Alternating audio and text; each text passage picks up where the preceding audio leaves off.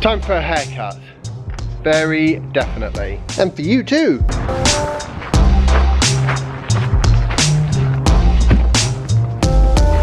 We're also going to talk a bit about the main reason why Zoe is considering getting an i3 with a range extender, whereas honestly, none of the other EVs out there were actual possibilities for her.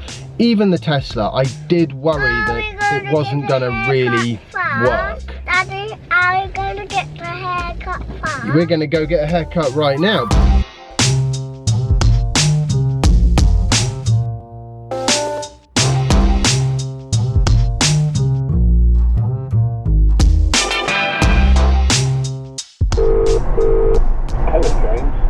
Hey, hi Dad, how's it going? Alright, how about you? Yeah, not bad. I've been doing quite a bit of work. Alright, brilliant. So I want to see what you think of it, and then I can just sort of keep going at it. But obviously there are some technical problems to solve. Yeah, you're always going to struggle with that because the monitor is always going to be brighter because it's a source of light. Well, anyway, we'll look into that. We're planning on coming early in the morning and then we'll probably sort of stay the night. So we should have a decent amount of time to actually get something sorted with this. That would be great. Well, I'll leave you to it. I just wanted to double check that you were aware of our impending arrival. So what I was actually going to talk about principally today is Petrol forecourts.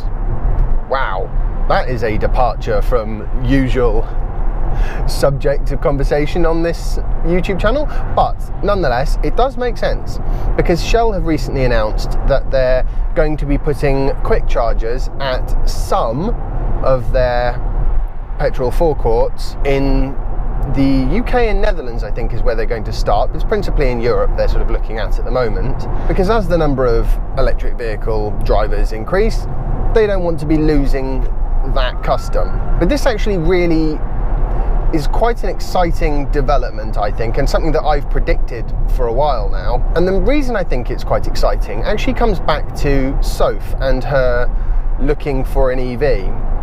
We don't know for sure if she's going to put an order in or not.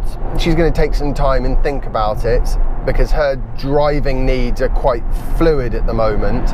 But she's reasonably confident that the i3 is going to be a vehicle that actually will suit her needs. It won't leave her stranded. And that's the thing. Even with a Tesla, I was a little bit, because I personally would have no problem driving a Renault Zoe actually. I would probably want the higher spec one. Obviously I wouldn't pay extra for the leather seats because I just personally don't ever spend extra on leather seats. I've got the textile seats in this car and they're perfectly comfortable. But at the same time, I do want the best sound I can get out of the thing. And I would certainly want to be able to charge at a sensible pace. Yeah, I mean, I would be fine with that car. But Zoe needs to be able to have flexibility in her driving. And the thing about flexibility is you only really get that from a quick recharge. Long range only gives you flexibility up to the limits of that range. Beyond that, if you've got to actually think, right, I need to go to this specific charging location and stay there for 20-30 minutes, that is obviously not the definition of flexible.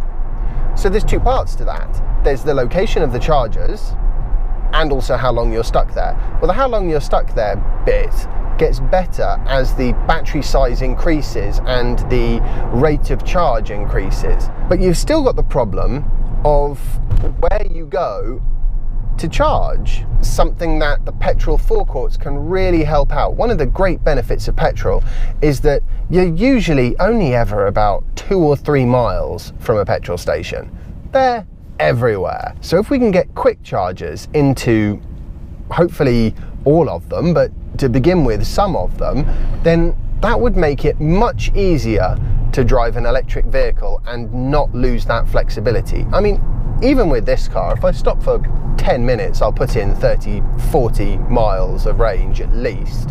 30-40 miles of range is 2/3 of the range extender's capacity on an i3, so it's really quite reasonable for getting that flexibility into the system. And that's what these charging networks are sort of lacking.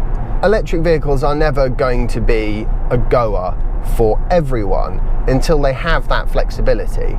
I don't think personally that means we need to pump some kind of liquid or gaseous fuel. I'm particularly thinking of hydrogen here. I don't think that is the answer. I think there are far too many negatives. They're not necessarily that quick, and certainly they're very, very far from ubiquitous, hydrogen pumping stations at the moment. Wow, they're like hen's teeth. Factor all these things in, I think it's much easier and cheaper and quicker to have fast chargers all over the place. And then I think Sophie would be perfectly comfortable with a long range electric vehicle. At the moment, however, I really would personally be much more comfortable with the idea of her having some sort of petrol backup.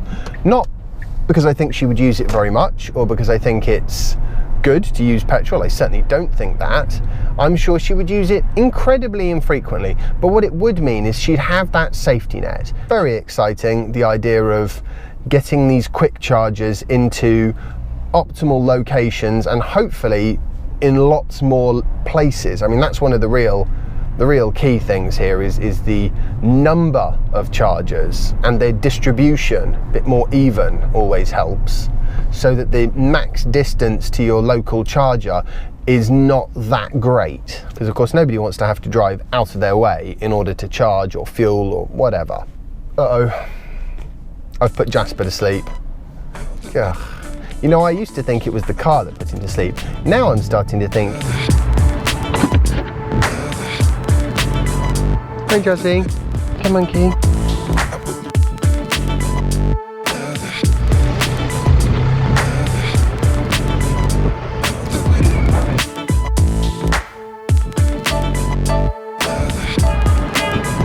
Jasper, what's that in your mouth?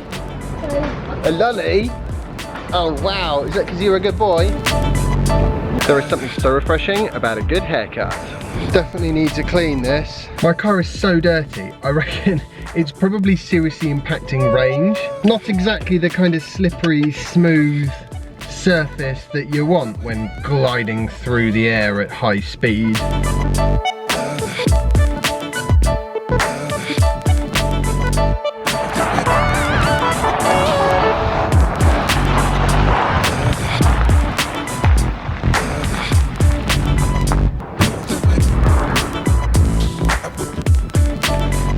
I hope you've all enjoyed today's vlog post. If you have, remember to like it, share it, and subscribe if you haven't already. And follow us on Instagram. And we'll see you tomorrow for the next instalment of my daily vlog. Bye! Great. He's got to that age where everything's a gun. Fantastic. Say bye-bye, Jasper. Bye-bye, YouTube. I don't know why he calls everyone YouTube kids. Bye.